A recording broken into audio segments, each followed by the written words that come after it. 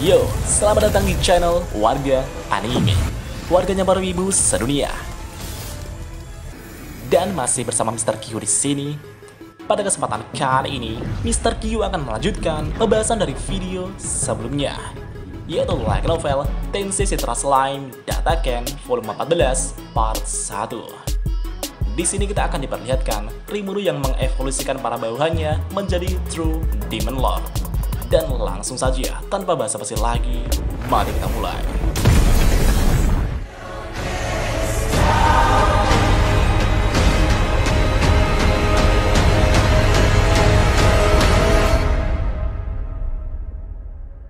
From dust.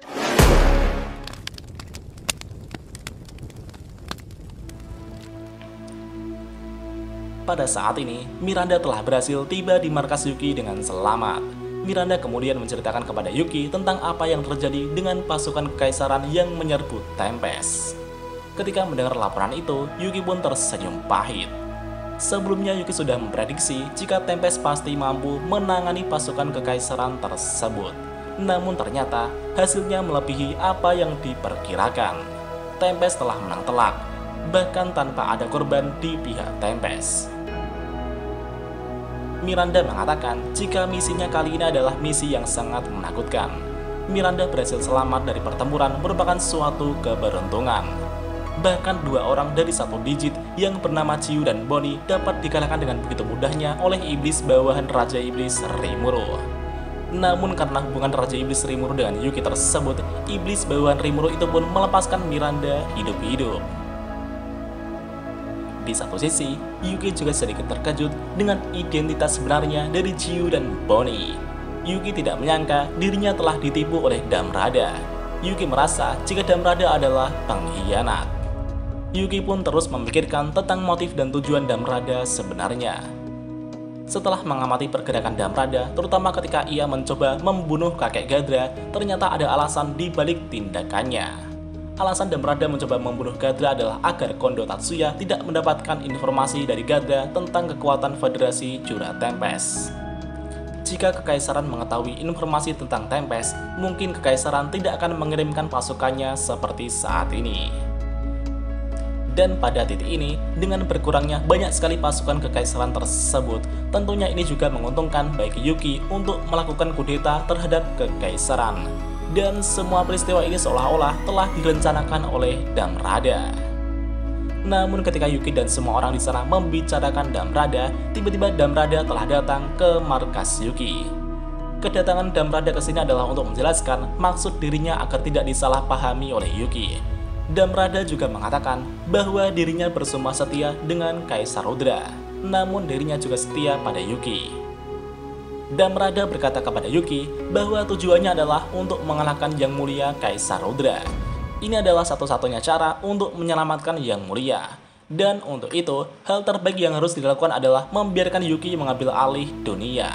Maka dari itu, Damrada membuat rencana agar kudeta dapat dijalankan sesuai rencana. Di satu sisi, Yuki tidak begitu mengerti maksud sebenarnya dari Damrada. Dan singkat cerita, Yuki kemudian memutuskan untuk tidak memusuhi Damrada. Yuki berkata, "Baiklah Damrada, jika kamu mengkhianatiku, keluargaku pasti akan membunuhmu."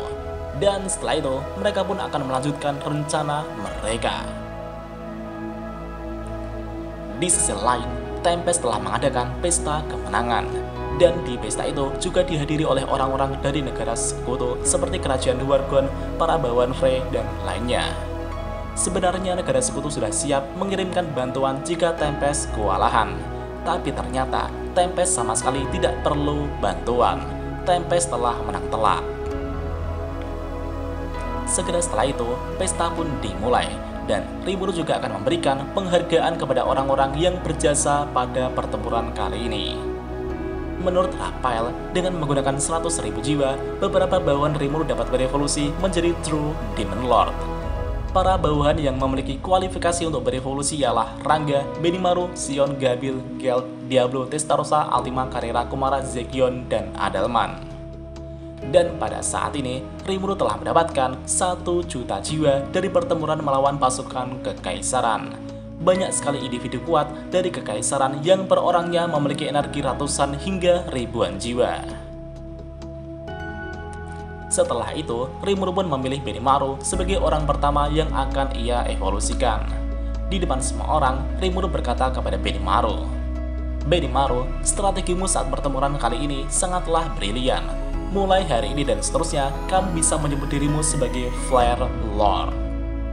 Rimuru kemudian memberikan 100.000 jiwa kepada Benimaru untuk mengevolusikannya menjadi True Demon Lord.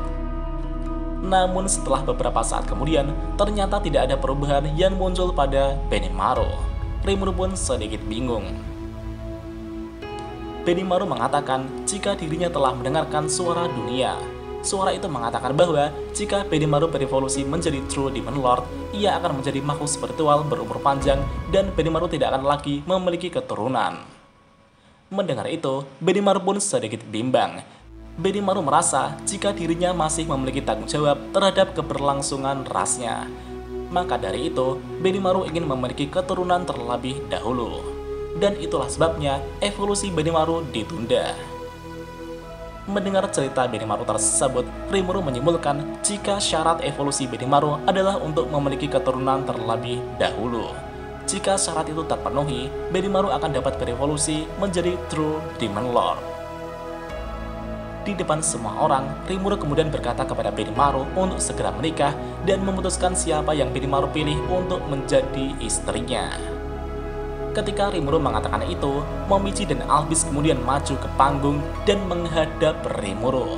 Momiji mengatakan bahwa jika dirinya ingin menjadi istri Benimaru. Setelah itu, Albis juga mengatakan jika dirinya ingin menjadi istri kedua Benimaru. Mendengar jika mereka berdua ingin menjadi istri Benimaru, Rimuru kemudian memberitahu adanya undang-undang di Tempest tentang masalah poligami. Menurut undang-undang Tempest, poligami hanya diizinkan jika calon istri kedua adalah seorang janda yang ditinggal mati suaminya. Namun Albis sudah mengetahui undang-undang di Tempest. Albis mengatakan jika dirinya sudah menjadi janda yang ditinggal mati suaminya belum lama ini. Rimuru dan Benimaru pun sangat terkejut ketika mendengar itu. Jadi gini Pak, sebelumnya Albis dan Momiji telah berdamai. Mereka berdua kemudian membuat rencana agar mereka berdua bisa menjadi istri Benimaru. Mengetahui jika Popio sangat menyukai Albis, Albis kemudian menikahi Popio dengan beberapa syarat. Setelah mereka menikah, Albis dan Popio pun berduel di labirin. Persyaratannya adalah jika Popio berhasil mengalahkan Albis, maka Popio akan memiliki Albis untuk selamanya. Namun jika Albis berhasil mengalahkan Popio, maka mereka akan berpisah. Alhasil, dalam duel itu, Albis pun berhasil membunuh Popio yang merupakan suami pertamanya.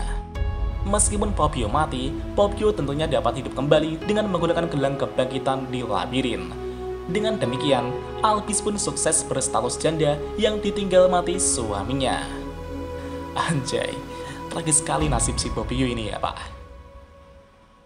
Jadi itulah alasan mengapa Albis telah menjadi janda yang ditinggal mati demi memenuhi syarat untuk menjadi istri Benimaru. Albis dan Momiji pun menceritakan hal itu kepada Rimuru. Rimuru yang mendengar itu pun merasa kasihan dengan Popio yang ada di sana. Namun secara teori, Albis telah memenuhi syarat untuk itu. Dan saat ini, semuanya pun bergantung di tangan Benimaru. Benimaru kemudian berkata bahwa dirinya tidak mungkin bisa tinggal terlalu sering di sisi Momiji dan Albis. Sebagai komandan tempur sekaligus pengawal Rimuru, Benimaru tentunya akan selalu berada di sisi Rimuru. Namun Momiji dan Albis mengatakan bahwa itu bukanlah masalah. Mendengar tanggapan ini, Benimaru pun tersenyum dan berkata, "Yang mulia Rimuru, saya ingin menikahi mereka berdua. Maukah Anda mengizinkan saya?" Rimuru menjawab, "Izin diberikan." Rimuru pun merestui pernikahan Benimaru dengan Momiji dan Albis, dan mereka pun berpelukan. Semua orang pun bertepuk tangan dan bersorak untuk pernikahan mereka. Namun di pojokan terlihat seseorang yang sangat sedih dan menangis. Dia adalah Popio yang sedang patah hati. Segera setelah itu, Rimuru pun melanjutkan acaranya. Gupta, Gel, dan Gabil pun dipanggil untuk menghadap Rimuru. Mereka bertiga pun berlutut di hadapan Rimuru. Rimuru berkata kepada Gupta jika Gupta tidak mendapatkan hadiah. Meskipun Rimuru memberinya 100.000 jiwa, itu tidak akan membuat Gupta berevolusi. Maka sebagai gantinya, Rimuru akan memberikan hak khusus kepada Gupta. Gupta diberikan hak untuk berbicara dengan nada santai ketika mengobrol dengan Rimuru seperti layaknya seorang teman akrab.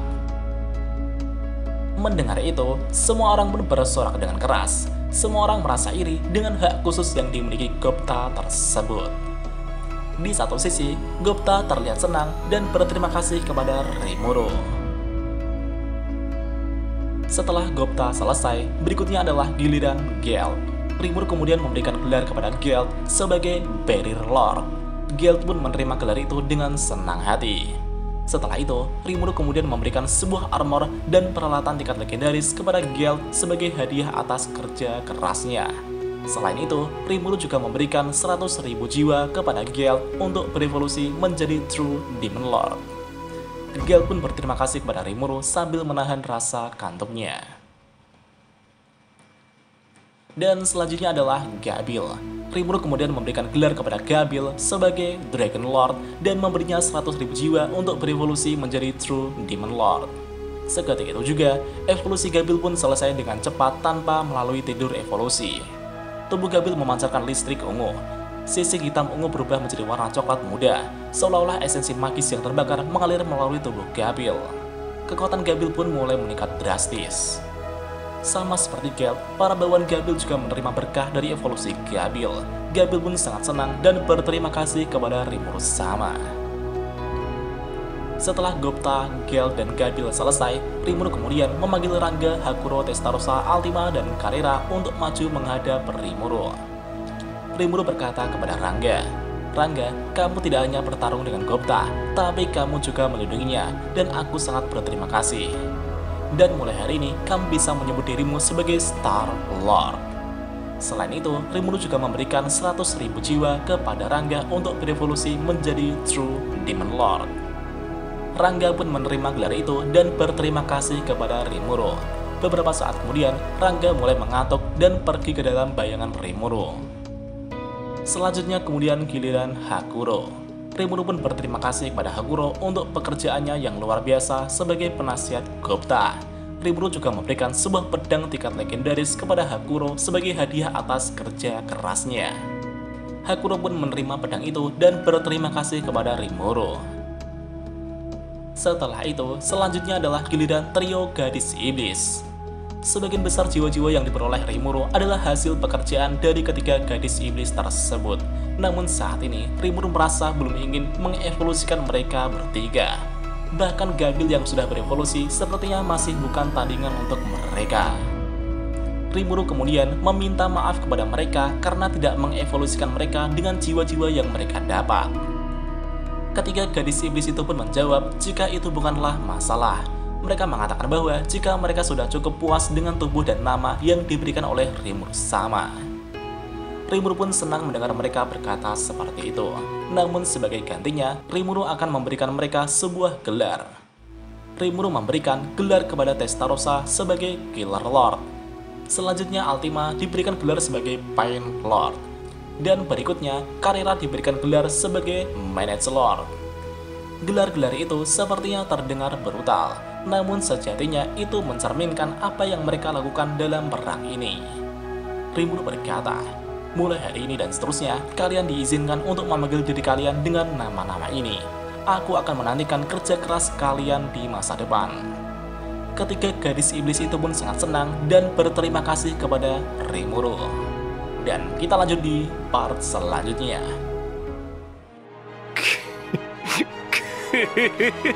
久しぶりの現世です。